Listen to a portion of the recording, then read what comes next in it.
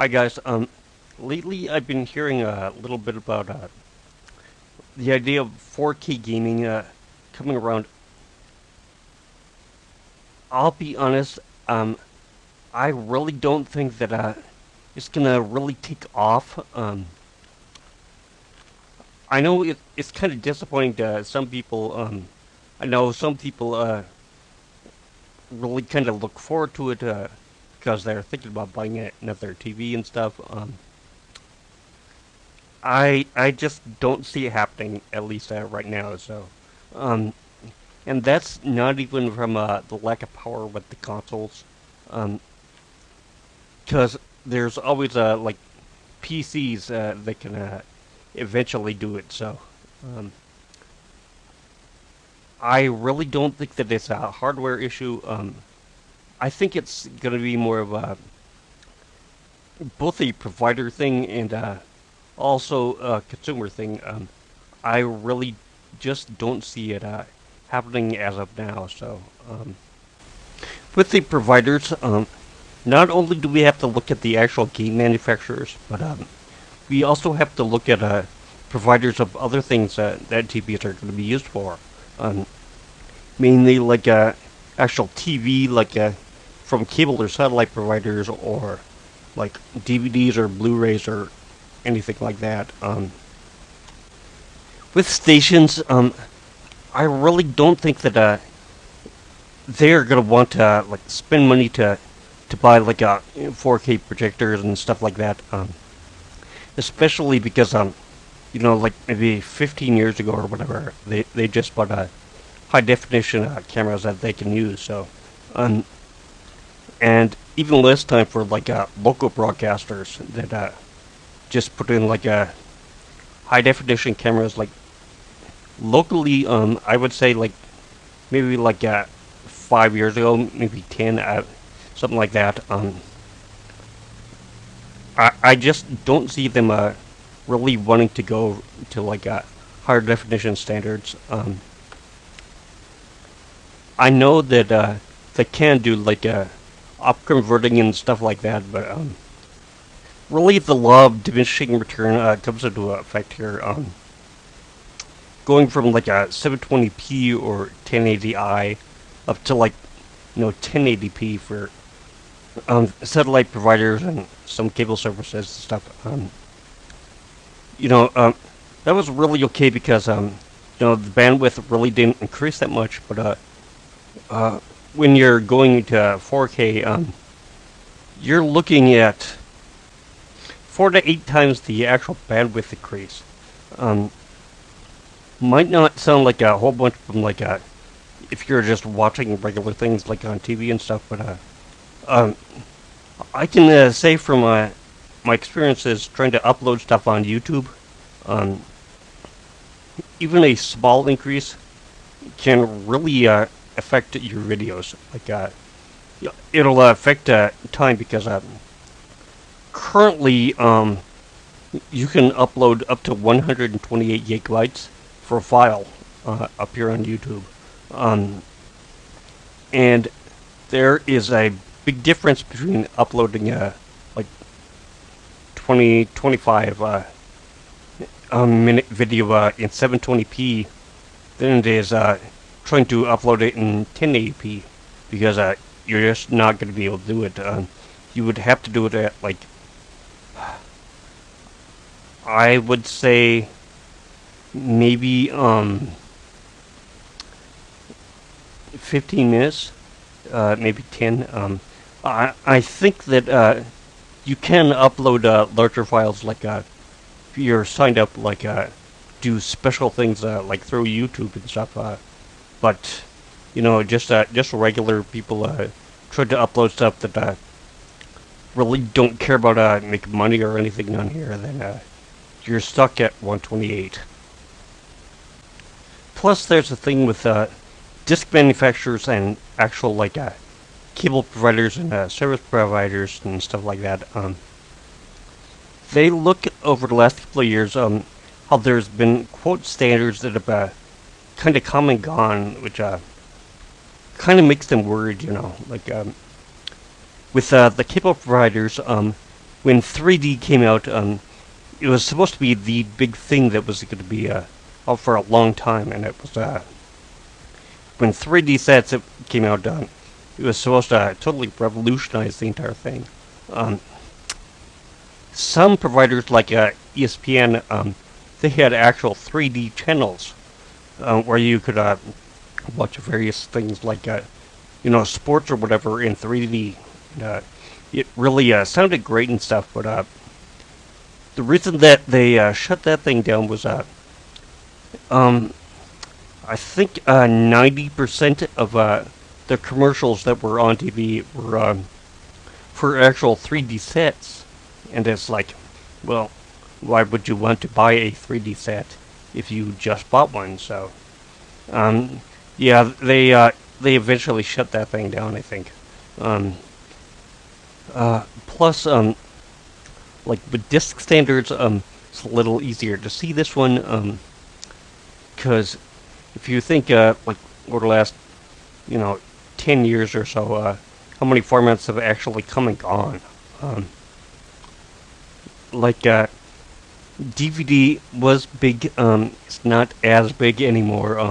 It's basically just something that if you want to pick up a cheap movie, then you get it on DVD. So, um, or I guess if you're like my sister, and don't have an internet connection where you can just download stuff through like Netflix or whatever, or you can't hook up a Blu-ray player or anything like that, then a DVD would be the way to go.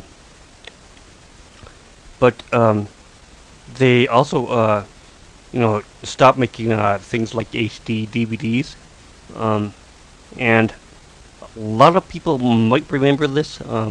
They might not, but there was a format called UMD, which was similar to the mini disc, but instead of actually playing music, it was basically just a small DVD that you could use to watch movies on the first PSP.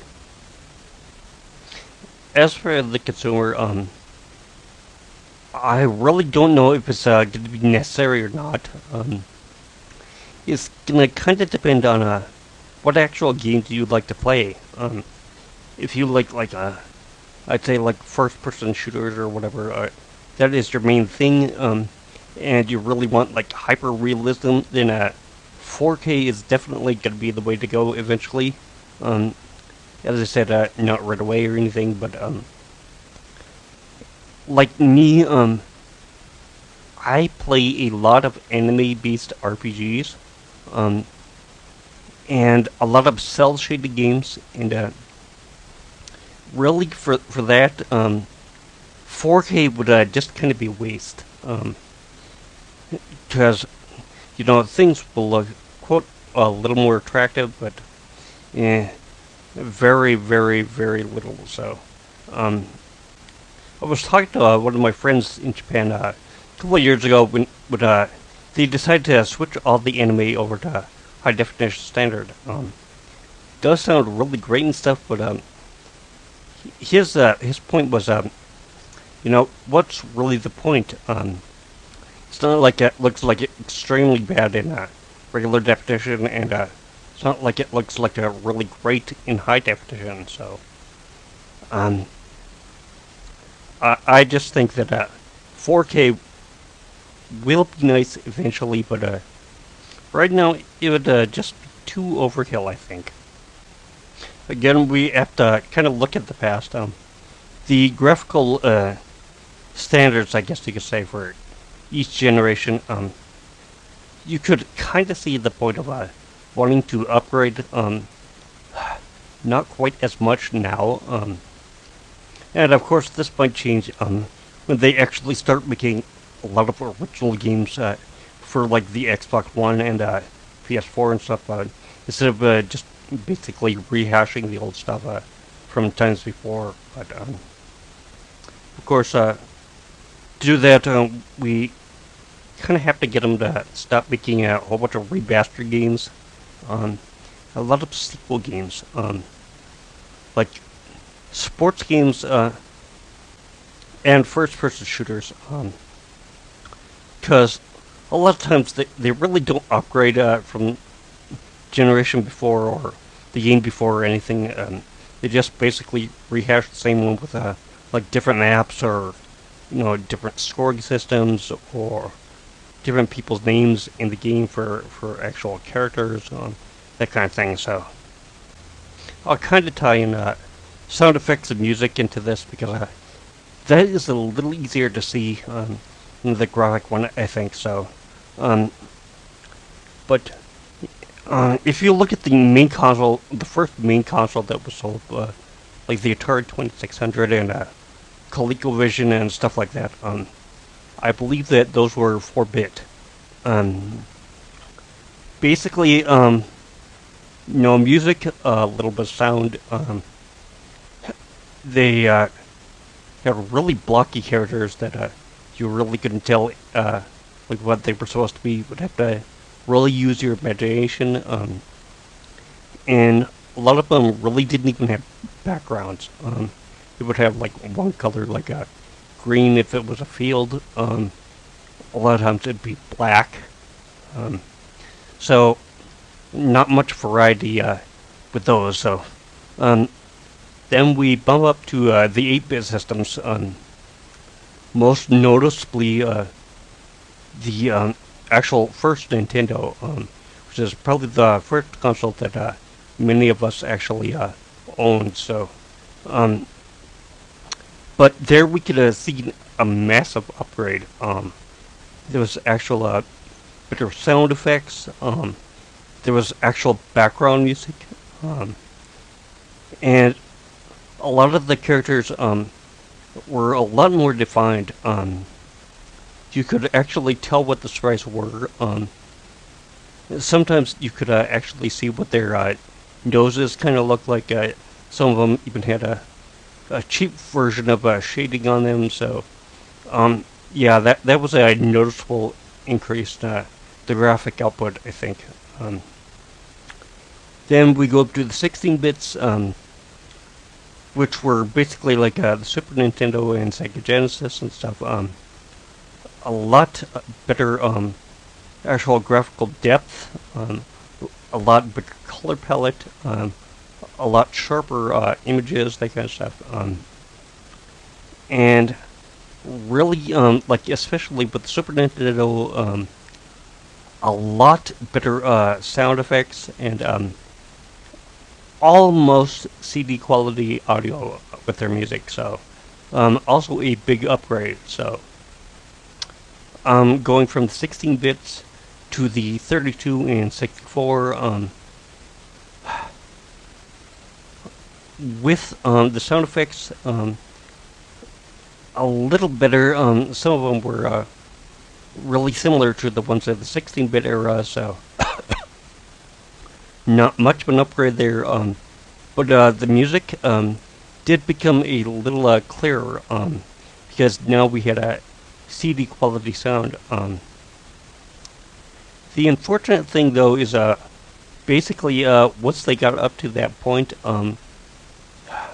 they really couldn't go up beyond it. So I'm sure that there's been a little improvement now and then as far as sound effects, actual background music and stuff. But really, nothing terribly noticeable. So, but with the graphics, a lot of the sprites were actually just kind of imported from the 16-bit era, at least I think so. The main thing with that is that it was the beginning of the actual 3D age, and I would say that unless you really like the early 32-bit 3D polygon-based, which were really kind of crappy looking, I think it was a little bit of a downgrade. That they kind of had a compromise for actual effect for getting the 3D models to work. So I always looked at like Mario from Mario 64.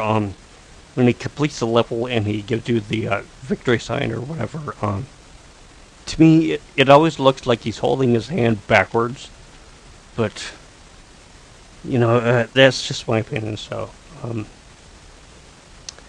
and going beyond that, did see a little bit of graphical improvements with the actual 3D models, increasing the actual texturing and stuff, going from the PS2 into the Xbox to the PS3 and Xbox 360.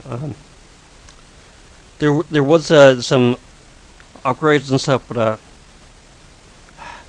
there just really wasn't as much, I think. So overall, what I have to say is that